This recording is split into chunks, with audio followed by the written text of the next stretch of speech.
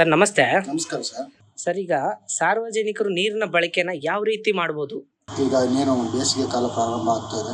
ಈ ಸಂದರ್ಭದಲ್ಲಿ ನಮ್ಮ ಪಂಚಾಯಿತಿ ಆಡಳಿತ ವತಿಯಿಂದ ನಾವು ನೀರನ್ನು ಸರಬರಾಜು ಮಾಡೋದಕ್ಕೆ ಬೇಕಾದಂತಹ ಎಲ್ಲ ರೀತಿಯ ಸವಲತ್ತುಗಳನ್ನು ಮತ್ತು ಕುಡಿಯುವ ನೀರಿನ ಮೂಲಗಳನ್ನು ನಾವು ಮಾಡಿ ಇಟ್ಕೊಂಡಿದ್ದೀವಿ.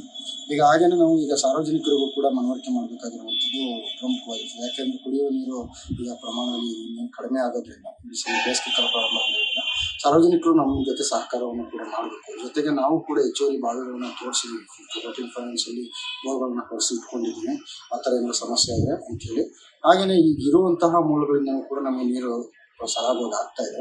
ಸಾರ್ವಜನಿಕರಲ್ಲಿ ನಾವು ಮನವಿ ಮಾಡೋದು ಏನಪ್ಪ ಅಂತಂದರೆ, ಕುಟುಂಬಗಳು ತಮಗೆ ಎಷ್ಟು ನೀರು ಬೇಕೋ ಅಷ್ಟು ನೀರನ್ನು ನೀವು ನಲ್ಲಿಯಲ್ಲಿ ಬಂದಂಥ ಸಂದರ್ಭದಲ್ಲಿ ಬಳಕೆ ಮಾಡಿಕೊಂಡು ತಮಗೆ ಹೆಚ್ಚುವರಿಯಾಗಿ ನೀರಿನ ಒಂದು ಏನು ಶೇಖರಣೆಗೆ ಅವಕಾಶ ಇತ್ತು ಅನ್ನೋದು ಎಲ್ಲ ಕಡೆ ಮಾಡಿಕೊಂಡು ಅದನ್ನು ನಂತರದಲ್ಲಿ ಅದನ್ನು ಹಂಗೆ ತೆರೆದು ಬಿಟ್ಬಿಡ್ಬೇಡಿ. ಯಾಕೆಂದರೆ ನೀರೆಲ್ಲ ಹರಿದೋಗಿ ನಮಗೆ ಸುಮ್ಮನೆ ತೊಂದರೆ ಆಗುತ್ತೆ. ನಮಗೆ ಬೇಕಾದಂಥವ್ರಿಗೆ ನೀರು ತಲುಪೋ ಮಟ್ಟದಲ್ಲಿ ಇರೋದಿಲ್ಲ.